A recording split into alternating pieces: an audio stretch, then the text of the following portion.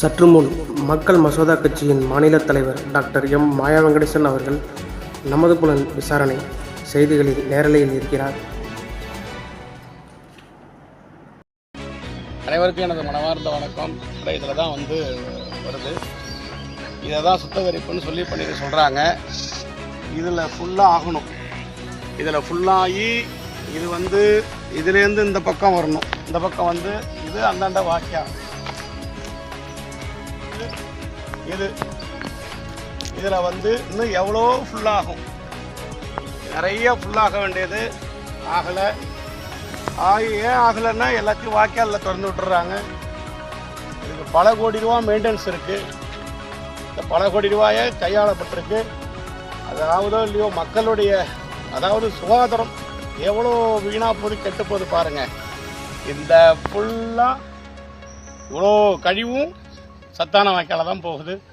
கிட்டத்தட்ட 1 லட்சம் குடும்பம், அதுக்கு மேலேயே கிட்டத்தட்ட 1 லட்சம் குடும்பம்னா கிட்டத்தட்ட ஒரு 4-5 லட்சம் தான் கிடக்கு. யாராவது மயிலாடுதுறையில் நடக்க முடியுதா? நல்லா யோசிச்சு பாருங்கள். மக்கள் எல்லாம் புரிஞ்சுக்கணும். இது பாருங்கள், இதுலேருந்து தான் அந்த வாய்க்காலை திறந்து விட்டு இந்த வாய்க்கால் ஃபுல்லாக தண்ணி போய் நாசமாக போச்சு. இதை நான் இன்றைக்கி ஆய்வு செய்ய வந்திருக்கோம். எல்லா ஊர்லேயும் சுற்றிட்டு தான் பார்த்துட்டு தான் வந்திருக்கேன். இதை கண்டிப்பாக இதை அரசுக்கு கொண்டு போவேன். நேரடியாக மக்கள் மசோதா கட்சி இதில் இறங்கியிருக்கோம். நாங்கள் அனைத்து பொறுப்பாளர்களும் இதை ஆய்வு பண்ணிட்டுருக்கோம். இன்றைக்கி கூட கையெழுத்து நடந்துகிட்ருக்கு.